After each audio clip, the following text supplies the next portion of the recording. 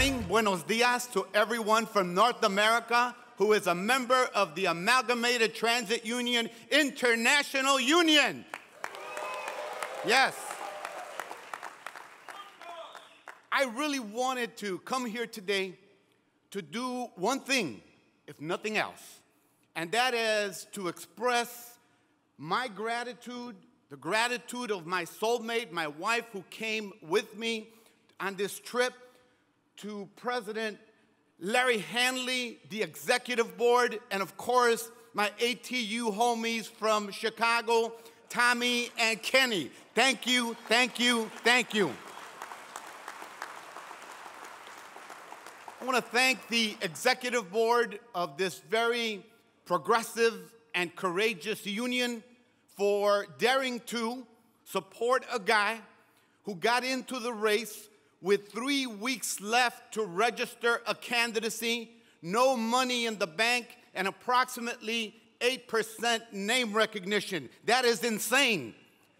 But it's what brings about positive change, positive, progressive political change in America. I thank you for your support, and in me, you have an ally for life, because I come from workers, I come from trade unions, I'm a former Teamster and a former member of the UAW. I live in a working class community, I represent a working class community, always have, so all of my allegiances are to working people. Proud to be here this morning.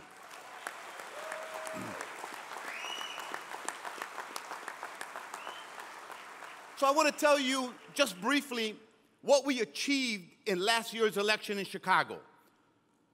In a very short span of time, we were able to put together a citywide campaign that produced the first runoff in the city's history and also caused there to be 18 runoffs in the 50 council seats in the Chicago City Council.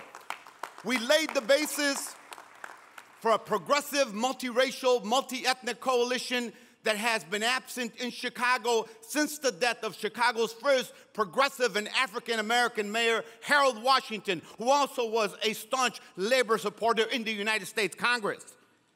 And that was significant because Chicago is a different city today than where it was a year and a half ago. The people of Chicago have woken up. The people of Chicago have recognized their potential and that they have the power in their votes to elect a progressive city council in 2019 and to decide who the next mayor of the city is going to be. We laid the foundation of that coalition together. And today, I want to share with you what came shortly on the heels of that election, the Bernie Sanders phenomenon. And I want to talk about it because that campaign will continue to affect politics and progressive politics for years to come. So shortly after the Chicago showdown, where we shook up the city of Chicago, Bernie Sanders came to town, was campaigning, and his message resonated with working people in Chicago and throughout Illinois. Why did it resonate? Let's look at what he talked about. Growing inequality in America, the loss of earning power of working families across the country, big money in politics, and the need to rid our political system in the U.S. of big money by overturning Citizens United and having campaigns that are publicly financed to level the playing field so that anyone in this room who wants to run for office can do it, be competitive, and represent their communities. But he also talked about making college affordable and tuition-free. He also talked about an infrastructure bill in America as being the solution to be able to put people back to work across the country, especially in areas and cities and metropolitan areas of the country where people have been out of work, where you have the greatest concentrations of poverty and where there are many disparities, where you have people who are unemployed and thus high levels of violence. That's the crisis that Chicago is living in at the present time. Bernie Sanders also said, we've got to stop making bad trade deals, and said we must stop the Trans-Pacific Partnership, and it looks like we're going to be able to do that in Congress. So that's part of the legacy of the Sanders campaign, proud to have been affiliated with that campaign. Illinois, which should have been one of Hillary Clinton's home states, was decided by less than 2 percentage points, a tribute and a testament to the power of that campaign that was people-oriented. In the Democratic National Convention, which some of us attended this year, we ensured that the Democratic Party has advanced the most progressive platform in the history of any political party in the United States of America, also coming out of the Sanders campaign. 2016 has been a most unusual political year, as you know. While the Democrats advanced the most progressive platform in history, the Republicans went to the other side. And as a matter of fact, it has been hijacked by Donald Trump. And let me make no bones about it, the Donald Trump threat is real and a menace. It is frightening to see the blatant appeals to racism, fear, and hatred produce a nominee of a major political party. And here's what's so tragic about it. He's gotten there by using the old Southern strategy appeal on steroids. It goes back in a terrible legacy of individuals who also sought the office, and some achieved it, of the United States presidency in Goldwater, in Wallace, in Nixon, and Reagan from the 60s through the 80s. It criminalizes and stereotypes people. Larry made mention to it. Mexicans and immigrants. It proposes to build a wall when we want to have free movement of goods and services and people and labor, but it should be regulated so that there's fairness, so that we can organize international unions across borders. As capital is free to move, so should workers be. They ought to be regulated.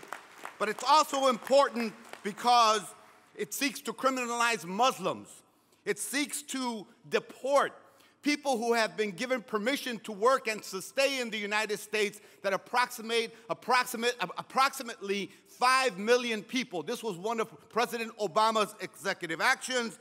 And under the guises of bringing law and order, it sends a message to people of color, particularly African Americans and Latinos in the U.S., that they will be watched, that they are not equal to other people in the United States of America. We have an opportunity in November to drive a stake through this Southern strategy and to defeat it and make it obsolete forever. Let me ask you, why should union members and working people be concerned about the Trump menace?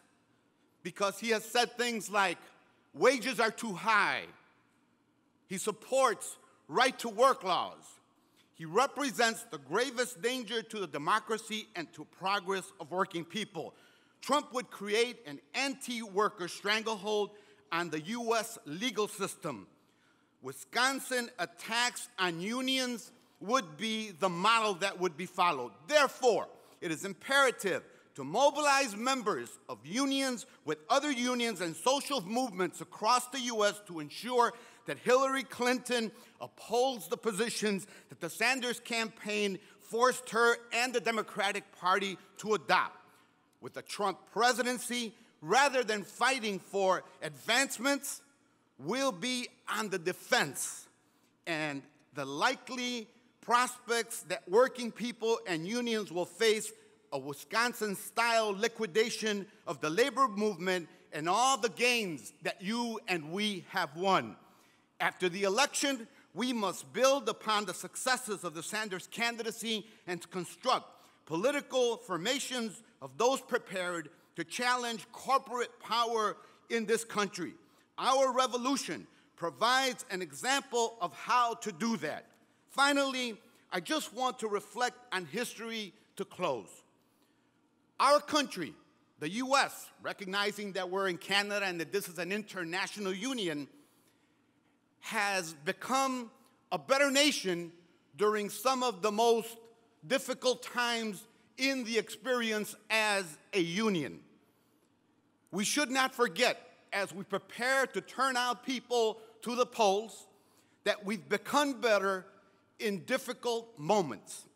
Gettysburg, remember that it was President Lincoln who stirred the nation when he said that we become a more perfect union when we embrace all of our people, and he was right. Let us recall that one of the last calls to action of Dr. Martin Luther King was the March on Washington for jobs and freedom and justice. And let us not forget a more recent example of a labor leader, Cesar Chavez, who showed us and proved to us that even the super exploited farm laborers in the fields of California and Texas and all over this country will organize when we reach them, when we speak to them, when we help them follow a path to becoming organized and having a voice. So, brothers and sisters, once again, I give you the chant that Cesar Chavez gave to us, that President Obama, on his way to the White House in 2008, used very effectively. But instead of saying, "Si se puede," he said, "Yes, we can. Yes, we can. We can become a more perfect union. We can win.